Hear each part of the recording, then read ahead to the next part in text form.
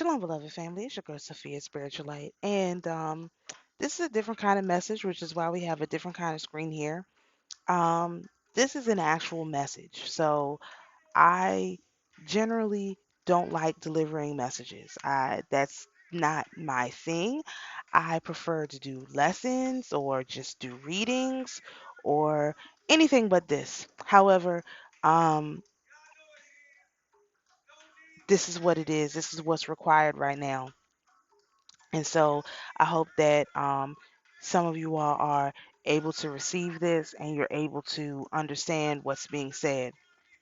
So, as I mentioned in the live stream last night, I have been seeking the mother, and the mother is here.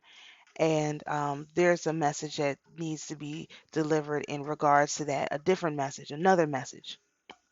And so, um, the first message that has to be delivered is in regards to this, what you see on your screen.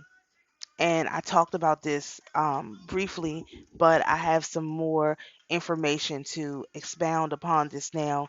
And normally I would present this, like I said, like a lesson and go and do all the research and bring it out. But I don't have, we just don't have time for that. I just need people to get the drop and to make use of it. This that you see on the screen is in numerical terms it's 644.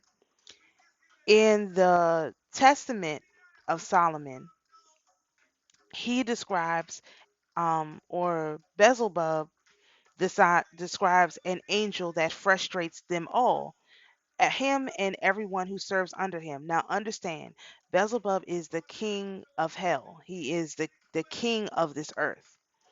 And there is a name, a number, an angel that frustrates all of them. Solomon specifically asked, "What angel frustrates you?"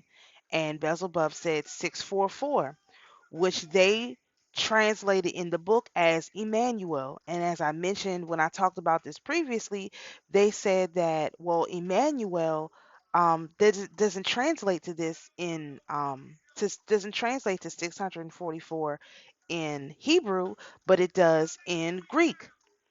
So I went and looked up, well, what does 644 translate to in Hebrew, since they didn't take that intellectual step. Um, and it translates to this, what you see in front of you, which is final mem, mem, and dalat. Dalat. And so, like I have said, I have been working with this information for maybe a little over a week now, maybe almost 2 weeks.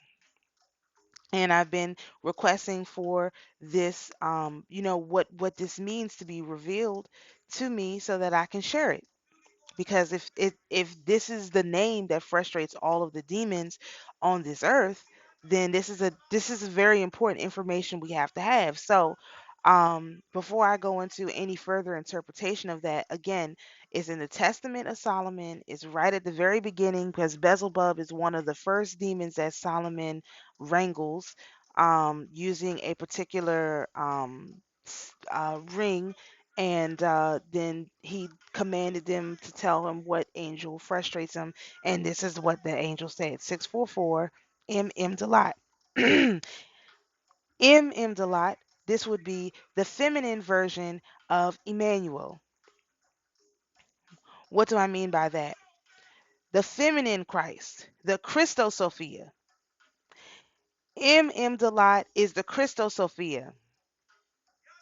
Okay, the masculine Christ conquered hell,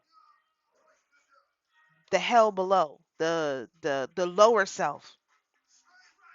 The feminine Christosophia conquers the current self, the current experience, the current demons that you're dealing with from day to day, this living planet.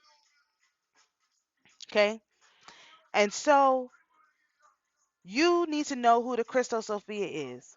Now, I did a lesson about the TrinoSophia, the Holy TrinoSophia, which is the Holy Mother, the Holy Spirit, the Holy Sophia, and also the Christosophia. And you can go back and listen to that lesson.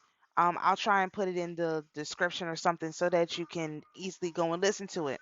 And I didn't do it justice, and I couldn't do it justice because I didn't know what I was talking about, but I knew that I needed to lay the foundation. So all praises to the Most High and the Holy Mother for action. So the Christosophia. Who is the Christosophia? Now, again, as I mentioned, I would have gone back and done a whole lesson on this, but I first need you to understand something about that Holy Father's, the Lord's Prayer, the Mother's Prayer that we learned yesterday. It is found in the Sermon on the Mount. The Sermon on the Mount in Matthew can be found from Matthew chapter 5 to Matthew chapter 7. You all need to go and read that. Now, there are a lot of hijacks in there, and it should be pretty obvious to you what the hijacks are.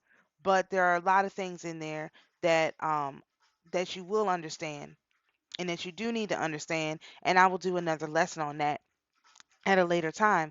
But I want you all to go and read Matthew chapter 5 verses to chapter 7, which is the Sermon on the Mount. If I have the chapters a little bit wrong, forgive me. But you want to read the entirety of Yahweh's Sermon on the Mount. Why? Because the Sermon on the Mount is the rules, the law for interacting with the mother.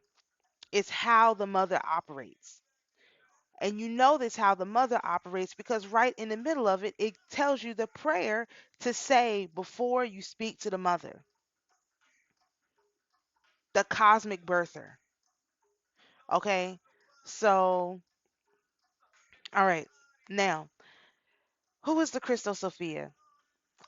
Mary Magdalene, M. Delat, Mary Magdalene, the Christosophia, the male version of the Christ, the Christosophia who conquered this world, the one who Beelzebub and all of his minions are afraid of. Mary Magdalene, 644. Now, if you go back and think about the story of Mary Magdalene, then it will make sense. She washed his feet with her tears. That's something you would do when you find your long lost brother and sister, not washing their feet particularly, but you would go and cry over them. That's your long lost brother that you didn't know was here in the flesh, suddenly appeared here in the flesh. Something else about Mary Magdalene, M. Delat. This means that she was incarnated from something because the earth wasn't created when Yahushua came down. Demons weren't created when Yahushua came down. So understand that that bloodline of Eve to Mary Magdalene to all the other Marys, all of those is in the same bloodline. Now, I don't have time to go through that information. That may be another lesson for another day, but just understand that this is another version of Eve. This is how Eve was because it's always a trinity. So and once you reproduce, you're able to have multiple versions of yourself out at one time. So just like in this time, we have lots of the older elders running around here who don't know who they are, and some of them do. At that time of Yahushua, it was the same thing because if you think that this was the first time around for Peter, Paul, Simon, any of those people, absolutely not. Definitely not their first time around spiritually. And so, just like in that time, we again have a time when you have a bunch of um, master spirits, master teachers running around here incarnated into different people who, again, may or may not know who they are. And so, once you understand that you are calling on a feminine spirit to protect you, then you understand why all the demons are afraid of her because she bears the same power as the mother. And so a lot of people, again, I mentioned this, but now I understand what it means, who are dealing with particular demons and they're asking for stuff and they're not getting what they're asking for. You have to go back and ask the feminine spirit who is actually um, um, running the zone of the earth uh, to help you. And this is where a lot of the campers and whoever else, they're not going to be able to do this, because it's one thing to have a mother.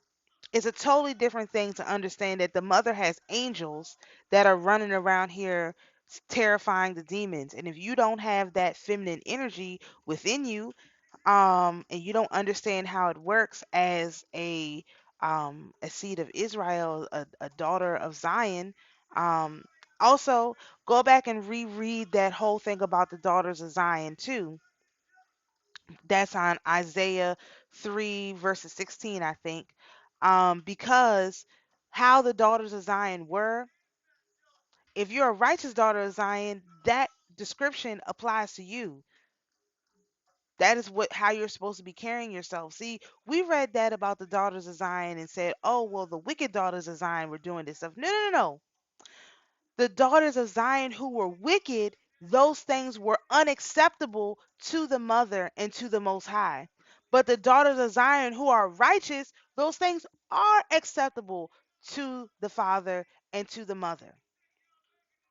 So you have to go back and reread a lot of this stuff and put it in a perspective of what is it actually saying here. What it's saying is the daughters of Zion who are wicked, who are unrighteous, which is why you need to understand the Sermon on the Mount. The Sermon on the Mount will tell you how to determine if you are in the righteous group or the unrighteous group. And then you can go back and look at that Daughters of Zion prophecy and understand that the daughters of Zion are the ones who are dressed in the manner described. They are the ones with the tingling things. They are the ones with the moon tires, so to speak. It, it, behind, okay, the moon tires behind, big old donkey donks, okay. Those are the daughters of Zion, the righteous ones.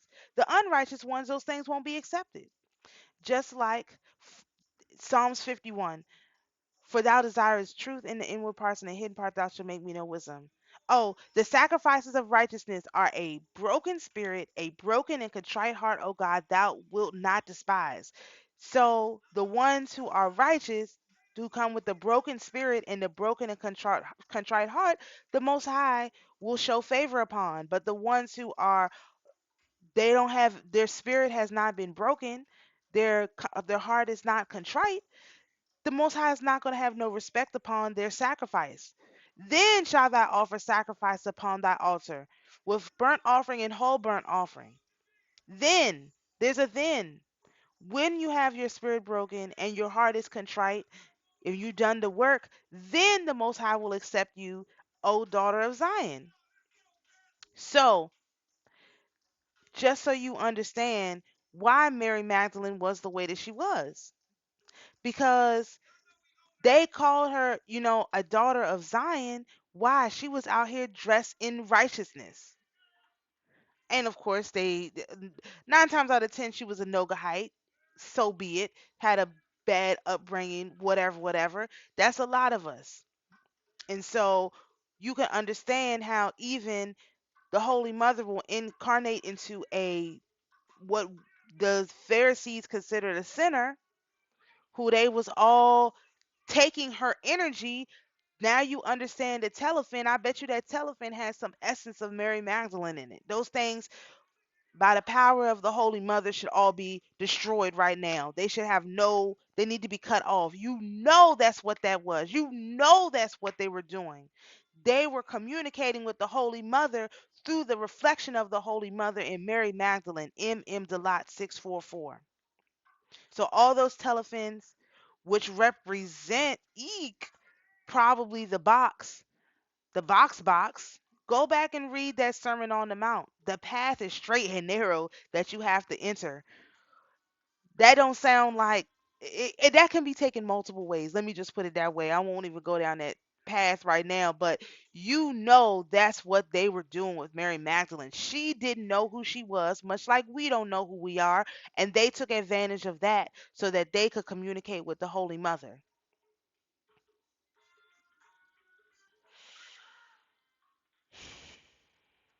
And so I hope that you all understand. Take this symbol, Take the numbers, take the energy, start using it. The mother requests that you use it. We need more of Mary's energy, M. Delight's energy out here, Mary Magdalene's energy out here, because she frightens all the demons, all the big ones. And then, there's other ones. We're going to get into those. As it's revealed to me, I will more than likely reveal it unto you once I have an understanding. But um I just wanted to that's the big one. That's the top dog there. The TrinoSophias, Mary Magdalene. Y'all got to understand what it means to be a Christ and who your brother and your sister are, not just your brother, and what their lives were like. Very different lives, very different lives. Same destiny, different lives. Same divine destiny, different lives. And so, yes, I was um, ordered to deliver this message. No, it's not a sermon. And no, it's not research. It was just a message. And there'll be quite a few more like this because I have to get this information out into the ley lines. And so, to the spirits who are here with us, you're invited to go in peace. To my beloved viewers, you're invited to be at peace. And always remember, the Most High is your peace. Shalom, everyone.